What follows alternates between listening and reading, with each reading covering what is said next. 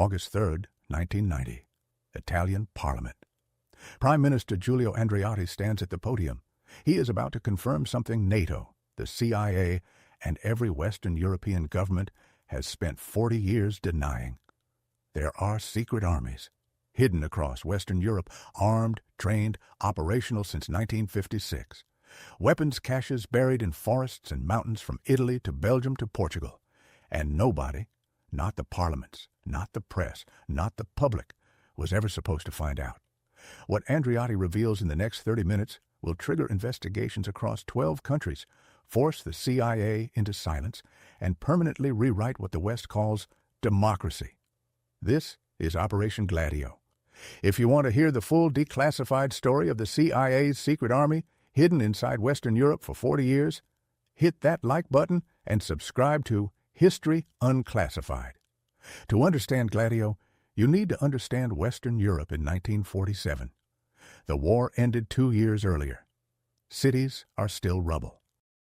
Economies are shattered. And into that vacuum, the Soviet Union is moving fast. Communist parties in France and Italy are not fringe movements. The Partito Comunista Italiano, the PCR, is the largest communist party in the Western world outside the Soviet Union. In the 1948 Italian elections, they come within 5 percentage points of winning outright power. Washington is watching. Washington is terrified. The logic inside the CIA and NATO is straightforward. If the Soviets invade, or if communist parties win elections and invite Soviet influence in, there needs to be a resistance already in place, not built after the fact. Already armed, already trained, already embedded, ready from the first hour of an occupation. In 1952, NATO formalizes a classified program called the Clandestine Planning Committee. Its purpose: stay behind networks across every NATO member state, armed with weapons caches, trained in sabotage, assassination, and guerrilla warfare. Recruited from veterans, right-wing nationalists, and former military officers considered reliably anti-communist. The CIA funds it. MI6 helps build it. NATO coordinates it. No host parliament is informed. No judiciary. No public. Nobody is told the full picture. In Italy, the network gets a code name, Gladio, named after the short Roman sword. By 1956, it is operational. 139 weapons caches buried across Italian soil. A secret training base at Capo Marargiu in Sardinia. A parallel command structure operating entirely outside civilian oversight. Between 500 and 1,000 trained operatives. On paper, the mission is entirely defensive. Stay behind. Wait. If the Soviets come, resist. That is what the official files say. What actually happens is something else entirely. By the early 1960s, the Cold War in Western Europe is not playing out on a battlefield. It is playing out in elections, in newspapers, in trade unions, in student movements. The Soviet threat is not arriving in tanks. It is arriving in ballot boxes. And inside Gladio, and inside the intelligence services that control it, a decision is being made. If the communist threat is political, the response must also be political. That logic leads directly to what Italian investigators will later call the strategia della tensione, the strategy of tension. The concept is precise. If the public is frightened, genuinely, viscerally frightened, they will not vote for radical change. They will vote for order. They will vote for stability. They will vote against anyone who threatens the establishment. So create instability. Create fear, and then offer yourself as the only solution. The problem with the strategy of tension is that it requires real violence. Bombs in public places, assassinations, massacres, pinned on the left, designed to make the Italian Communist Party, the trade unions, the student movements look dangerous, look like a threat to ordinary Italians. And between 1969 and 1984, that is exactly what happens. The period has a name in Italian history, Anni di Piombo, the years of lead, December 12th, 1969. Milan, the Piazza Fontana. It is a Friday afternoon. The Banca Nazionale dell'Agricoltura is busy with end-of-week customers. At 4:37 p.m., a bomb hidden in a briefcase detonates beneath a table in the crowded banking hall. 17 people are killed. 88 are injured. Within hours, police arrest a known anarchist. The narrative is immediate. Left-wing extremists, a threat to Italian stability. It takes decades before the full picture emerges. The bomb was planted by Ordine Nuovo, a neo-fascist organization with direct connections to Italian military intelligence, a network with documented links to the Gladio infrastructure. The anarchist spends 3 years in prison before acquittal. The final appeal verdict does not come until 2005, 36 years after the attack. Piazza Fontana is not an isolated event. It is the opening act, and the worst is still to come. What follows Piazza Fontana is not a random series of attacks. It is a campaign, coordinated, sustained, and deliberately designed to keep Italy in a permanent state of fear. The Italicus Express bombing, August 4, 1974. A passenger train traveling from Rome to Munich. A bomb detonates in the second carriage at 1:23 a.m.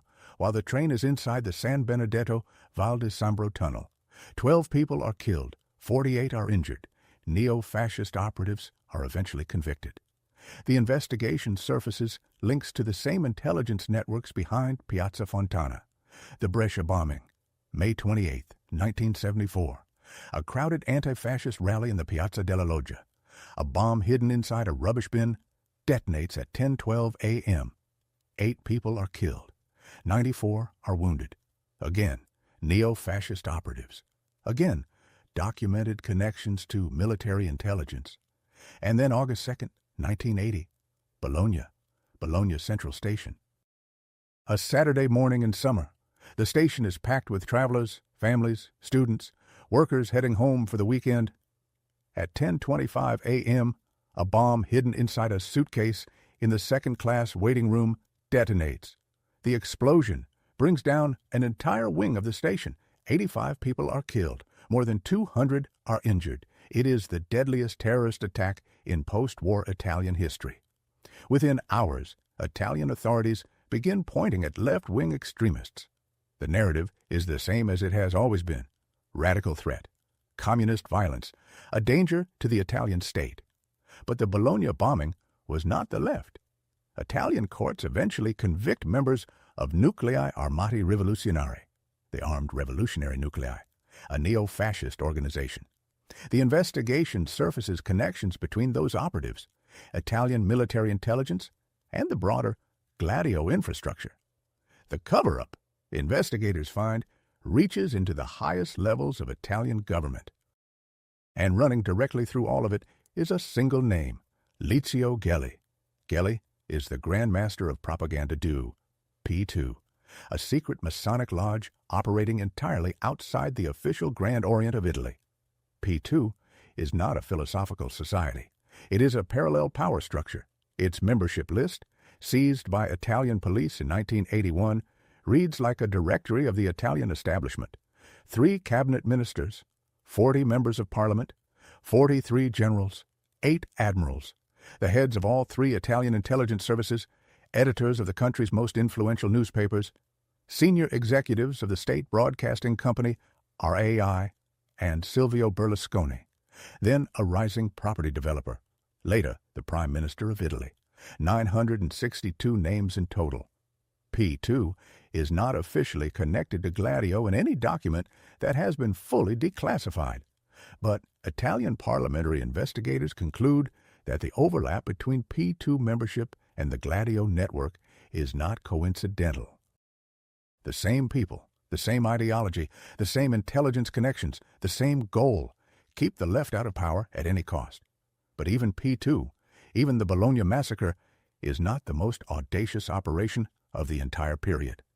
That happens 2 years earlier, March 16, 1978. Rome. Aldo Moro is one of the most important politicians in post-war Italy, a former prime minister, president of the ruling Christian Democratic Party. And in 1978, he is the architect of something that terrifies both the Italian establishment and its American backers in equal measure. He is negotiating a formal alliance between the Christian Democrats and the Italian Communist Party. The historic compromise, he calls it, a coalition that would bring the PCY into government for the first time in Italian history. That would give the largest communist party in the Western world a share of power inside a NATO member state. Henry Kissinger has already warned Moro personally, "Stop. You do not understand what you are doing. You will pay for this." Moro does not stop. On the morning of March 16th, the same morning the new coalition government is to be presented to Parliament, Moro's motorcade is traveling through the Prati district of Rome, Via Fani, a quiet residential street. At 9:02 a.m., 12 members of the Red Brigades ambush the convoy. 5 bodyguards are killed in under 90 seconds. The operation is executed with a level of tactical precision that Italian investigators will later describe as inconsistent with the known capabilities of the Red Brigades alone. Moro is taken alive. For 55 days he is held in a hidden location somewhere in Rome. He writes letters. He appeals to colleagues. He begs the government to negotiate. The government refuses. The United States advises against any negotiation. The Vatican attempts back-channel contact. It goes nowhere. On May 9th, 1978, 55 days after his abduction, Aldo Moro's body is found in the boot of a Renault 4, parked on Via Caetani in central Rome, exactly equidistant between the headquarters of the Christian Democratic Party and the headquarters of the Italian Communist Party. He has been shot 10 times. The Red Brigades claim the kill. But the questions do not stop there. Italian parliamentary commissions, 3 separate ones over the following decades, raised documented evidence that elements of Italian intelligence had prior knowledge of the kidnapping, that the Red Brigades had been penetrated by the very services meant to be hunting them, that the refusal to negotiate was coordinated at a level above the Italian government. The historic compromise dies with Moro. The PCI never enters government. And the man at the center of the cover-up is the same man who will be forced 12 years later to open the file and tell Parliament the truth. Giulio Andreotti.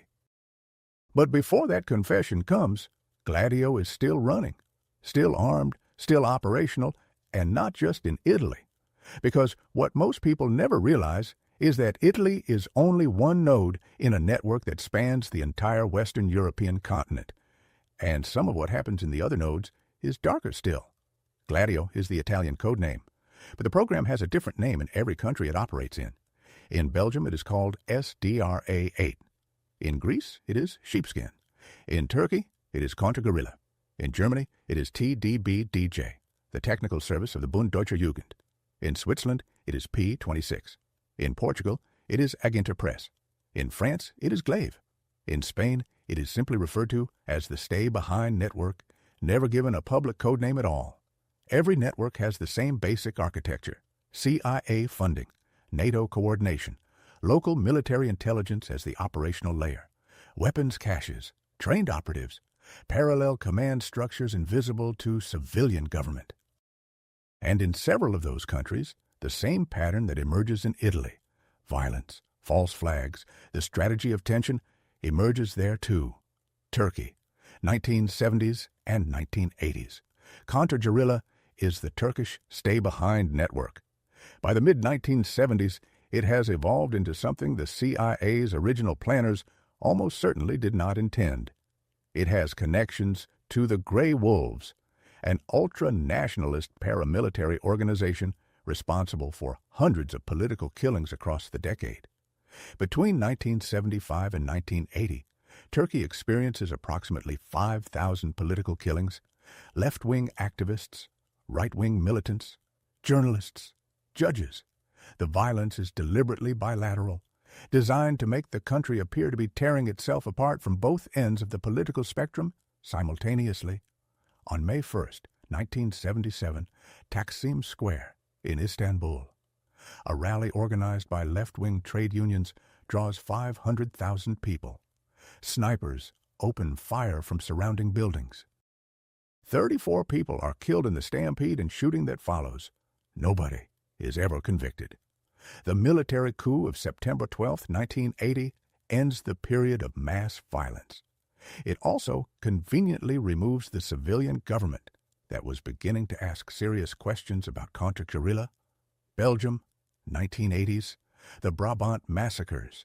Between 1982 and 1985, a series of armed robberies across the Brabant province leave 28 people dead. Supermarkets, restaurants, a gun shop.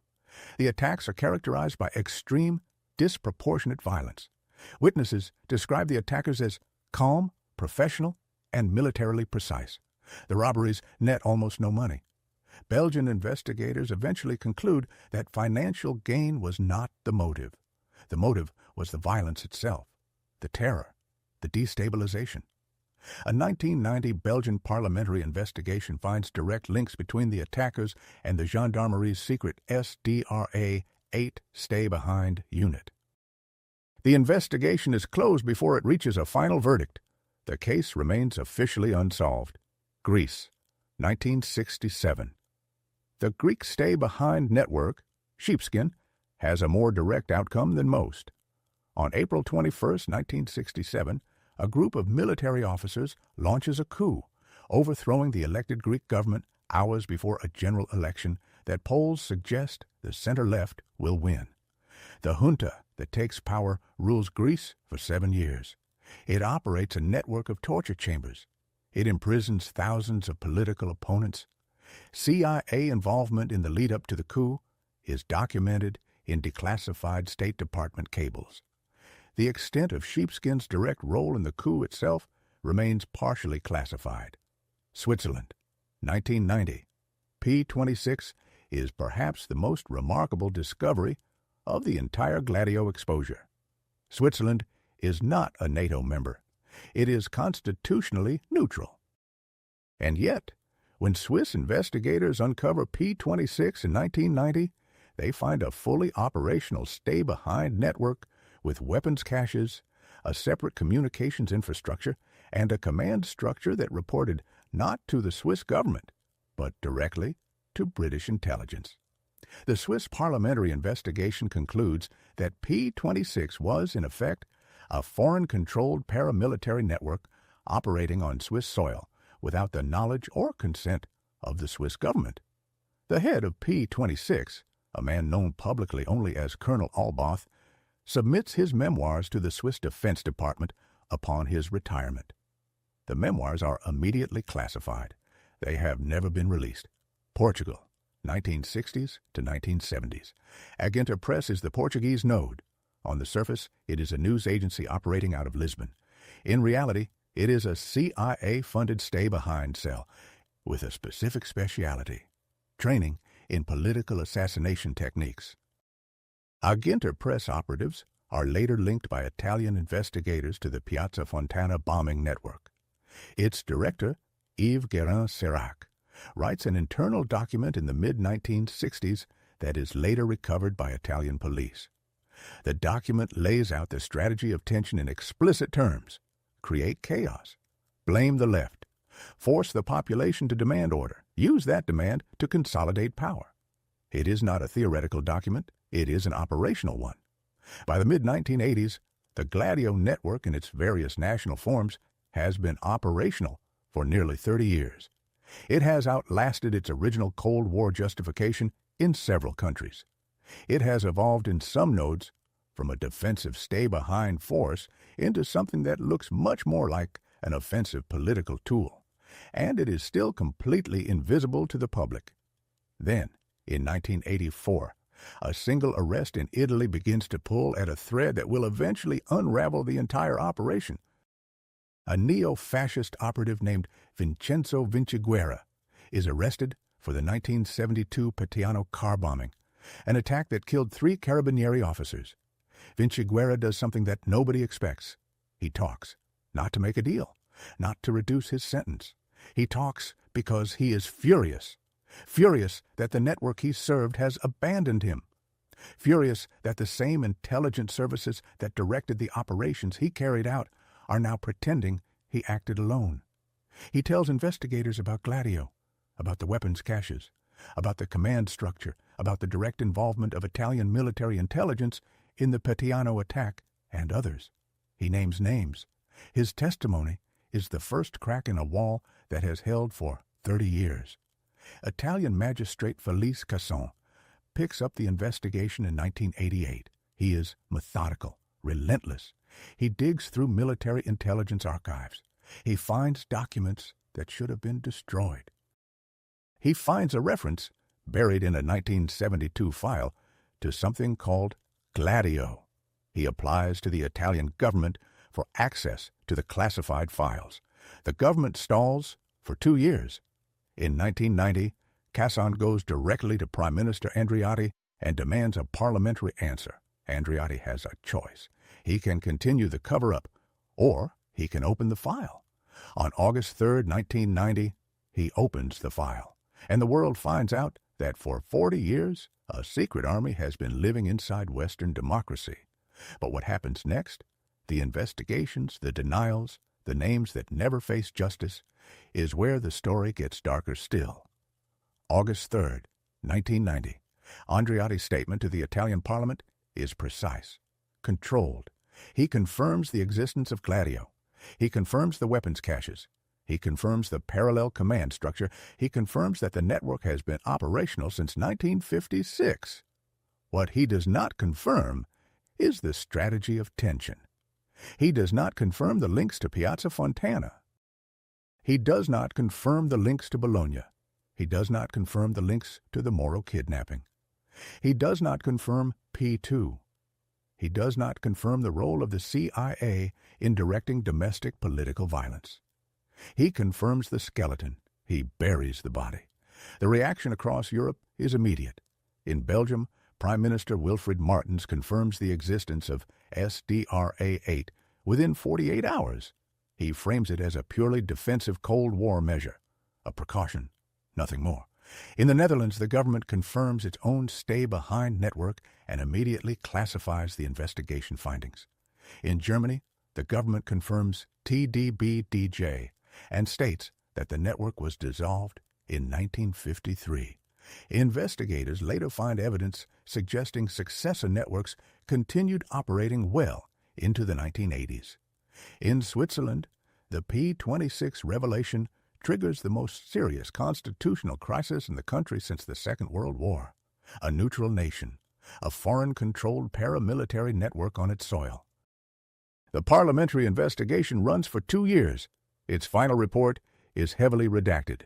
In Greece, the government confirms sheepskin, but states that all records have been destroyed. In France, the government says almost nothing. The French stay-behind network, Glaive, remains among the least investigated of any Western European node to this day. NATO's response is the most revealing of all. On November 7, 1990, NATO issues a single statement. It acknowledges that a coordinating body for stay-behind networks, the Allied Clandestine Committee, existed. It states that the networks were purely defensive. It declines to answer any further questions. The CIA says nothing. The European Parliament responds on November 22, 1990.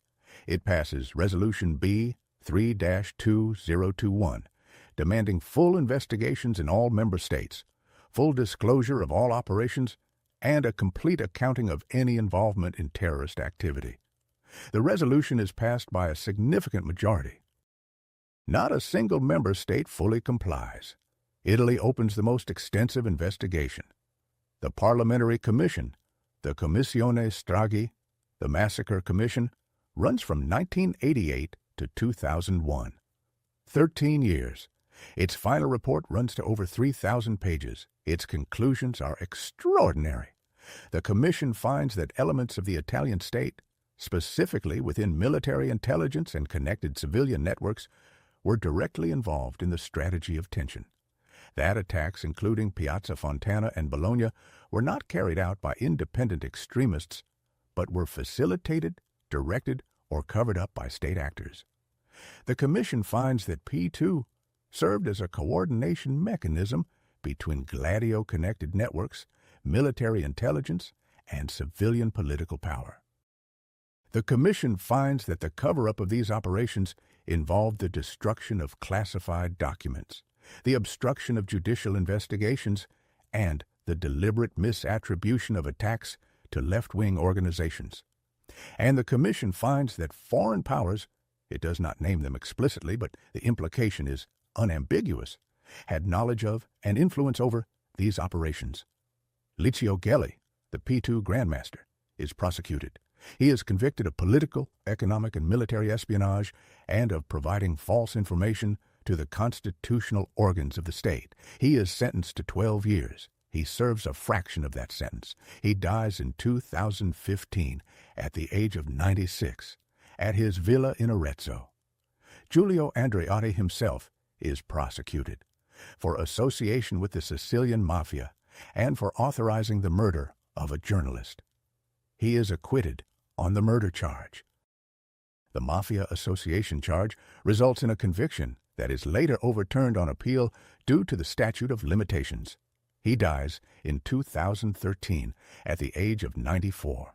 He is given a state funeral. Vincenzo Vinciguerra, the neo-fascist operative whose testimony cracked the wall, is convicted of the Pateano bombing and sentenced to life imprisonment. From his prison cell, he continues to give testimony to investigators. He repeatedly states that he did not act alone, that he was part of a network, that the network was protected. He is still alive. The CIA never officially acknowledges any involvement in the strategy of tension. No CIA officer is ever charged in connection with any European terrorist attack. No classified CIA file related to Gladio has ever been fully released.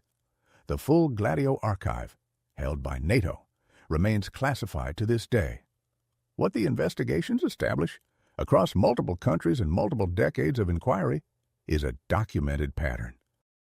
A pattern in which a defensive Cold War infrastructure was used in at least several countries to conduct offensive political operations against the domestic populations it was supposedly protecting. The gap between what was admitted and what was proven is enormous. The gap between what was proven and what actually happened may be larger still, because the investigations also reveal something that has never been fully resolved. Not all of the Gladio networks were dismantled in 1990. Andreotti states in his parliamentary testimony that Gladio in Italy was dissolved following the exposure. Italian military intelligence confirms the dissolution. But Vinciguerra, in subsequent testimony, states that dissolution is a procedure that exists on paper, that the people, the connections, the ideology, these do not dissolve with a parliamentary statement. Belgian investigators reach a similar conclusion regarding SDRA-8. Swiss investigators regarding P-26. The networks may have changed their names, changed their command structures, adapted to the post-Cold War environment. But the question of whether they disappeared entirely is one that no investigation has ever been able to answer with certainty. And that question leads directly to the final chapter of the Gladio story, the one that is still being written. The Cold War ended in 1991. The Soviet Union dissolved on December 25th of that year. The threat that Gladio was built to counter, a Soviet invasion of Western Europe, communist parties winning power through the ballot box, ceased to exist. The official story is that the networks dissolved with the threat. The evidence suggests otherwise. In Italy, the Commissione Stragi continues its work until 2001, a full decade after the supposed dissolution of Gladio. Throughout that decade, investigators continued to uncover documents, testimony, and connections that point to ongoing activity by networks linked to the original Gladio infrastructure. In 1997, Italian magistrate Casson, the same investigator whose work forced Andreotti's hand in 1990, states publicly that he believes elements of the network remain active. He cannot prove it. The classified files he needs to prove it remain sealed. In Belgium, the Brabant massacres investigation is formally reopened in 2017, 32 years after the last attack. Belgian federal prosecutors state that new evidence has emerged linking the attacks to elements of the Belgian state security apparatus. The investigation is ongoing. No charges have been filed. In Turkey, the counter-guerrilla network is never formally dissolved. Turkish governments acknowledge its existence, but decline to provide details of its current status. The Grey Wolves, the ultra-nationalist organization linked to counter-guerrilla, remain active. They are designated a terrorist organization by France and Austria.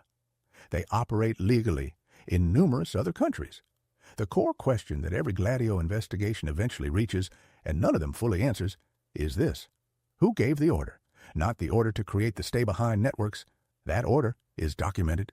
NATO, CIA, MI6, 1952, the Clandestine Planning Committee. The order to use those networks for domestic political violence. The order to implement the strategy of tension. The order to bomb the Piazza Fontana. To massacre the waiting room at Bologna. To let Aldo Moro die. That order, if it was a single order, if it came from a single source, has never been identified in any document that has been made public. What the investigations establish is a chain of enablement. NATO created the infrastructure. The CIA funded it and maintained oversight. Italian military intelligence operationalized it. P2 provided the political coordination layer. Neo-fascist organizations carried out the attacks. Each layer has plausible deniability from the layer above it. That is not an accident. That is architecture. The human cost of that architecture is not abstract. 85 people killed at Bologna Central Station on a Saturday morning in August. 17 people killed at the Banca Nazionale dell'Agricoltura on a Friday afternoon in December. 8 people killed at an anti-fascist rally in Brescia. 12 people killed on the Italicus Express. 34 people killed in Taksim Square. 28 people killed in the Brabant supermarket raids. None of those people knew they were living inside a geopolitical operation. None of them knew that the bomb that killed them was placed there not by ideological extremists acting on conviction, but by a network that was, at some level, connected to the governments and alliances that were supposed to be protecting them. That is the defining obscenity of Gladio, not that secret armies existed. In the context of the Cold War, stay-behind networks had a defensible strategic logic. The obscenity is that those armies were turned inward, pointed not at a foreign invader, but at the domestic population, at voters, at trade unionists, at politicians who wanted to change something, at ordinary people waiting for a train on a Saturday morning. What does Gladio's legacy look like today? The full NATO archive remains classified. The CIA has never released a single document specifically acknowledging involvement in the strategy of tension. The Belgian Brabant investigation is open. The Swiss P-26 memoirs are sealed. The Greek records are destroyed. In Italy, the Bologna bombing trial finally concluded in 2020, 40 years after the attack. 2 additional neo-fascist operatives, Gilberto Cavallini and Paolo Bellini, were convicted. Bellini's conviction came with a finding that he had acted as an informant for Italian military intelligence. The state, the court found, was present at the massacre. 40 years to get that finding into the public record. The operation that Andreotti confirmed in 30 minutes of parliamentary testimony in August 1990 took 40 years of investigation across 12 countries, involving hundreds of magistrates, journalists, and parliamentary commissioners to partially document. Partially. The full story of Operation Gladio, who ordered the violence, who protected the perpetrators, which network survived the 1990 exposure, and in what form, remains the most consequential unfinished investigation in post-war European history. The file is not closed. It is just classified. If there are other declassified stories you think we should cover, operations that were buried, incidents that were hidden, decisions that were made in rooms the public was never supposed to know about, drop them in the comments below. We will see you in the next classified file.